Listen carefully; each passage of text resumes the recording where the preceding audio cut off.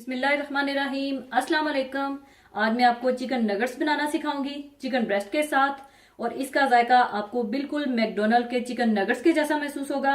तो इसके लिए हमें चाहिए होगा चिकन ब्रेस्ट 1 किलो। इसे आप 2-2 इंच के छोटे छोटे पीसेस में काट लीजिएगा, और 1.5 कप मैदा, 2 अदद अंडे, 1 teaspoon cornflour, 1 teaspoon garlic powder, 1 teaspoon onion powder, 1 teaspoon black pepper powder, half tea spoon white pepper powder, और थाइम हाफ टी स्पून, और नमक हस्बे जायका, और स्पार्कलिंग मिनरल वाटर चाहिए होगा नगेट्स का बैटर तैयार करने के लिए। ये पानी बिल्कुल ठंडा होना चाहिए, और तलने के लिए तेल चाहिए होगा।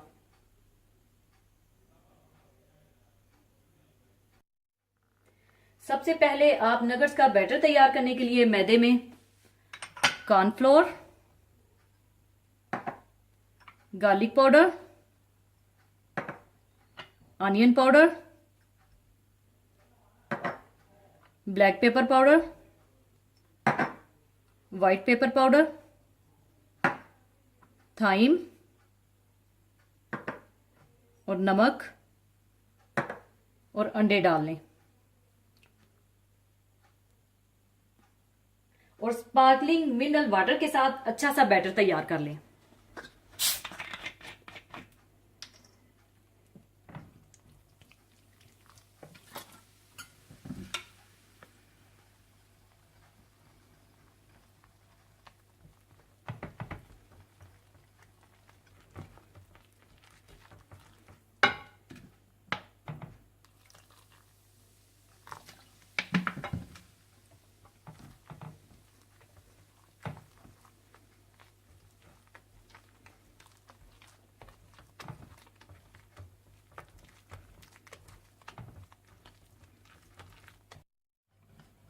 अच्छी तरह से बैटर तैयार कर लें, और इसकी कंसिस्टेंसी इस तरह से होनी चाहिए।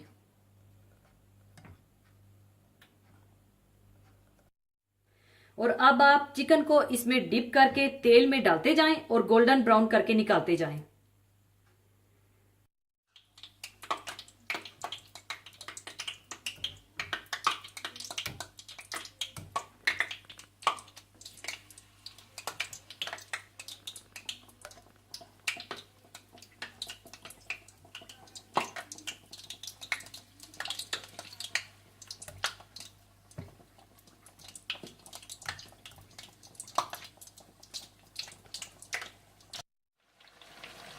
मीडियम आंच पर गोल्डन ब्राउन करने के बाद आप इन्हें निकाल लें, और इसी तरह से बाकी चिकन नगेट्स भी बना लें।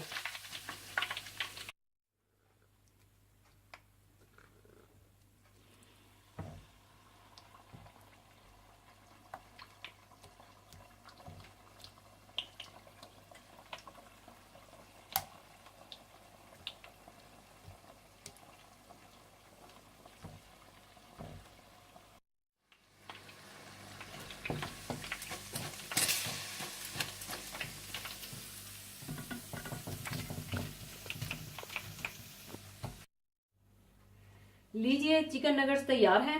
इसे आप टार्टर सॉस और केचप के साथ सर्व करें। और टार्टर सॉस की रेसिपी मैं आपको दे चुकी हूँ, आप मेरी वो वीडियो देख लीजिएगा और जरूर बनाइएगा, और दुआओं में याद रखिएगा। और जाने से पहले एक हदीस पाक शेयर करना चाहूंगी। हदीस पाक इस तरह से है। हजरत अबू हुरैरा रजी अल्लाह अन्हु से रवायत है कि रसूलुल्लाह सल्लल्लाहु अलैहि वसल्लम ने फरमाया, इंसान के हर जोड़ पर हर दिन सदका वाजिब है, जिसमें सूरज तुलू होता है, और लोगों के दरमियान इंसाफ करा देना भी सदका है, और सुलह कराना भी इंसाफ कराना है।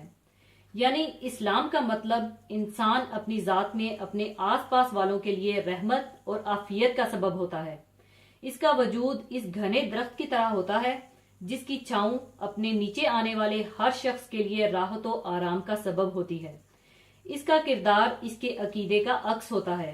इसलिए अगर कोई शख्स लोगों के दरमियान सुलह के लिए कोशिशें करता है, तो ये इस बात का इजहार है कि वो एक इंतहाई बुलंद इखलाक और किरदार का मालिक है। लोगों में सुलह कराने वालों के बड़े दर्जे हैं। इस दुनिया में भी हर शख्स उनकी इज्जत करता है, और आखिरत में भी अल्लाह ताला उनको अजर अजीम अता करेगा। कुरान पाक में इरशाद बारी ताला है, اور اگر مومنوں میں سے کوئی دو فریق آپس میں لڑ پڑیں تو ان میں صلح کرا دو، اور اگر ایک فریق دوسرے پر زیادتی کرے تو زیادتی کرنے والے سے لڑو، یہاں تک کہ اللہ کے حکم کی طرف لوٹ آئے۔ پس جب وہ لوٹ آئے تو انصاف کے ساتھ دونوں میں صلح کرا دو اور انصاف سے کام لو، اللہ تعالیٰ انصاف کرنے والوں کو دوست رکھتا ہے۔ ایک اور جگہ فرمایا، ان لوگوں کے بہت سے مشوروں میں کوئی خیر نہیں، ہاں جو خیرات یا نیک بات یا لوگوں میں صلح کرنے کو کہے اور جو ایسے کام اللہ کی خوشنودی حاصل کرنے کے لیے کرے گا تو ہم اس کو بہت سا ثواب دیں گے۔ ایک اور روایت میں ہے کہ رسول اللہ صلی اللہ علیہ وآلہ وسلم نے فرمایا، کیا میں تمہیں نہ بتاؤں کہ روزہ، صدقہ اور نماز سے بھی درجے میں افضل چیز کیا ہے؟ ہم نے عرض کیا، کیوں نہیں؟ آپ صلی اللہ علیہ وآلہ وسلم نے فرمایا، وہ ہے آپس میں صلح کرا دینا، اور آپس میں فساد ڈالنا وہ فعل ہے جو تمام نیکیوں کو موننے والا ہے۔ دین اسلام میں صلح کی بہت اہمیت ہے۔ حدیث میں آتا ہے، جھوٹ صرف 3 مواقعوں پر جائز ہے: مرد کا اپنی بیوی کو راضی کرنے کی غرض سے جھوٹ بولنا، جنگ میں جھوٹ بولنا، اور لوگوں کے درمیان صلح کرانے کی غرض سے جھوٹ بولنا۔ ایک اور حدیث شریف میں آیا ہے کہ وہ شخص جھوٹا نہیں جو لوگوں کے درمیان اصلاح کرے، بھلی بات کہے اور نیک بات پہنچائے، یعنی ایسی بات کہے جو بناؤ اور صلح میں مددگار ثابت ہو، اور ایک دوسرے کی طرف سے وہ بات کہے جس سے اس کی ناراضگی دور ہو سکے اور وہ باہم ایک دوسرے سے قریب ہو سکیں۔ صلح کی اہمیت اس بات سے ظاہر ہوتی ہے کہ ایک بار کسی موقع پر کچھ لوگوں کے درمیان صلح کرانے میں آپ صلی اللہ علیہ وآلہ وسلم کو اتنی دیر ہو گئی کہ نماز کا وقت بھی نکلنے لگا، اور سیدنا ابو بکر رضی اللہ نے نماز کی امامت شروع کر دی۔ اس کے مقابلے میں وہ لوگ ہیں جو اپنے دنیاوی مفادات کے لیے مختلف ہیلوں بہانوں سے لوگوں کے درمیان اختلاف پیدا کرتے ہیں۔ ایسے لوگ چاہے بظاہر بہت دیندار ہوں لیکن یہ ایمان کی روح سے خالی ہیں۔ ایسے لوگ انتہائی مہلک اور معاشرے کا ناسور ہیں۔ یقیناً آخرت میں ان کی پکڑ بہت سخت ہوگی۔